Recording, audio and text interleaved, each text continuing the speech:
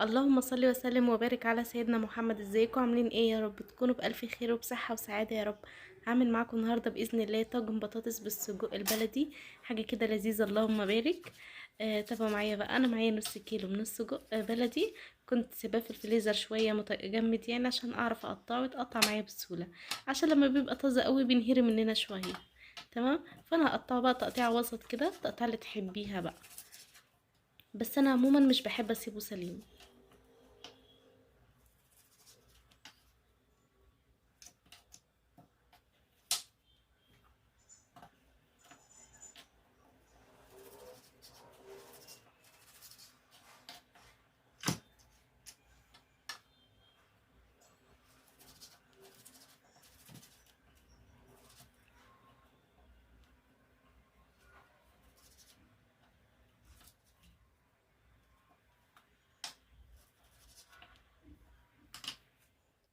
هنا بقى انا خلاص كنت قطعته، سبت الحله بتاعتي تسخن جامد وهديله صدمه.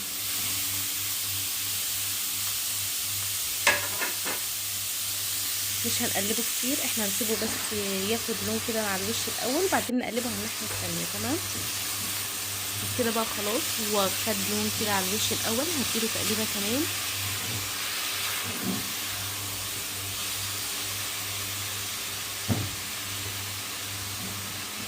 هنزل بقى بمعلقه ثوم مفروم ناعم جدا، هديها تقليبه بس معاه، تقليبه بس انتي مسافه بس ما تشمي ريحه الثوم كده خلاص ظهرت مع السجق، بيبقى تمام قوي كده. بننزل بباقي المكونات. طبعا لما احنا نزلنا السجقيه والصدمه، الحله ما كانش فيها اي ماده دهنيه خالص، ولا زيت ولا سمنه، هو بيبقى فيه كميه دهون كويسه، فمش بنبقى محتاجين ان احنا نحط سمنه او او زيت. تمام، عشان بس ما تبقاش الحاجه دسمه قوي، فهو مش محتاج كده. خلاص هنزل بالبصل بقى، قطعيه التقطيع اللي تحبيه، هديها تقليبه كده وبعدين انزل بالفلفل على طول.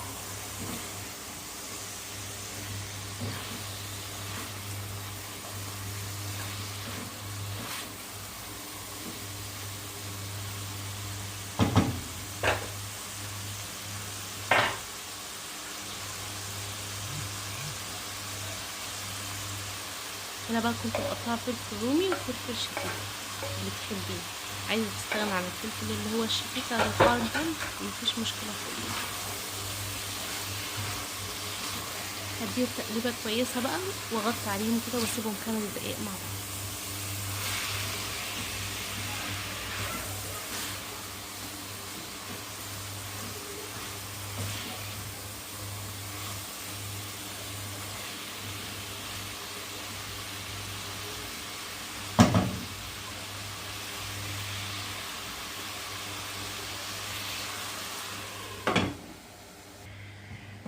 وبكده بقى بعد ما سبتها 5 دقايق يعتبر استوت.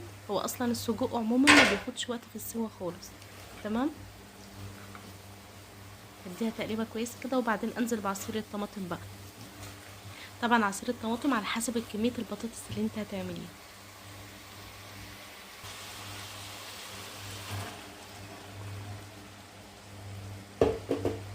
كده خلاص انا نزلت بعصير الطماطم، هنزل بقى بالتوابل بتاعتي، هديها تقليبه الاول بعدين انزل بالتوابل.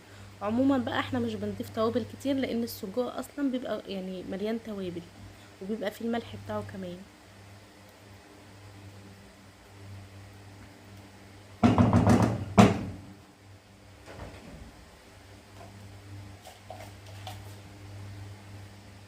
كده بقى هنزل بمعلقه فلفل اسمر صغيره، والملح طبعا بتاعك حسب الرغبه، وهنزل برضو بمعلقه كمون ومعلقه كزبره، بس كده مش بضيف اي حاجه تاني.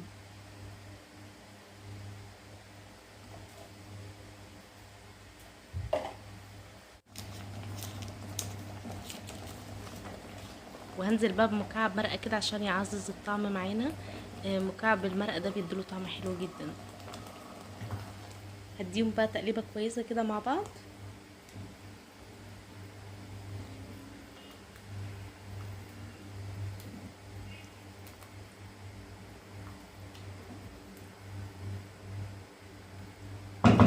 انا مش هسيبهم يتسبكوا ولا اي حاجه خالص. تمام. انا يعني لما باجي اصلا عموما اعمل صينيه بطاطس بحط كله ني في ني، ما بسبكش الطماطم. فدلوقتي بقى هنزل بالبطاطس بتاعتي. انا مقطعه حلقات بس سميكه شويه مش رفيعه عشان ما تتهريش. بعد ما انزل بالبطاطس بقى هسيبهم كده ايه 5 دقايق كده مع بعض على النار. هقلب بقى كده البطاطس مع التسبيكه الحلوه دي.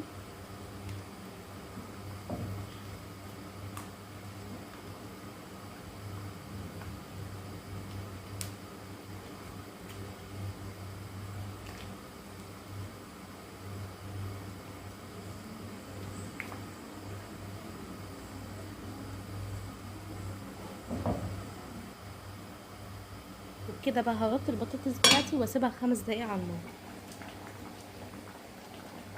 وهنا بقى ما شاء الله بعد ما سبتها 5 دقايق هنزل عليها بقى بميه سخنه.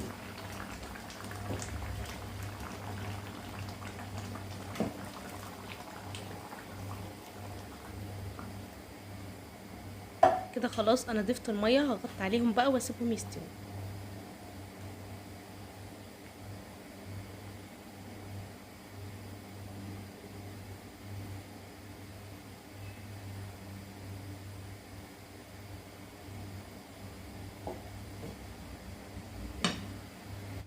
وهنا بقى ما شاء الله بعد ما البطاطس استوت نهائي، بصوا بقى لحد هنا وهي استوت خلاص تماما وجاهزه للاكل. بس انا بقى اشيلها واحطها في طاجن عشان عايزه ادخلها الفرن تاخد وش. تمام. بس لو انتوا مش عايزين تعملوا الخطوه دي براحتكم خالص، هي عموما استوت. بس انا هشيلها بقى واحطها في الطاجن عشان حباها تاخد وش كده حلوه يعني. انا بس بشيل البطاطس الاول كده بالراحه عشان ما تنهريش مني. تماما. ما حبيتش احطها كلها مره واحده. انا حبيت اشيل البطاطس الاول بعدين انزل بقى بالتسبيكه الحلوه بتاعتنا دي.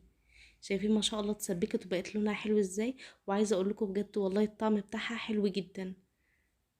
جربوها بالطريقه دي باذن الله تعجبكم. يا ريت لو وصلتوا معايا الفيديو بتاعي لحد دلوقتي متنسوش تحطوا لايك. ويا ريت لو مش مشتركه في القناه يا ريت تشتركوا وتفعلوا زر الجرس الكل عشان يوصلك كل جديد. شايفين كده بقى اللهم بارك. هدخلها الفرن بقى وارجع لكم. وهنا ما شاء الله بعد ما خرجت من الفرن ما شاء الله طلعت حلوة جدا. اسيبكم بقى في رعاية الله وحفظه.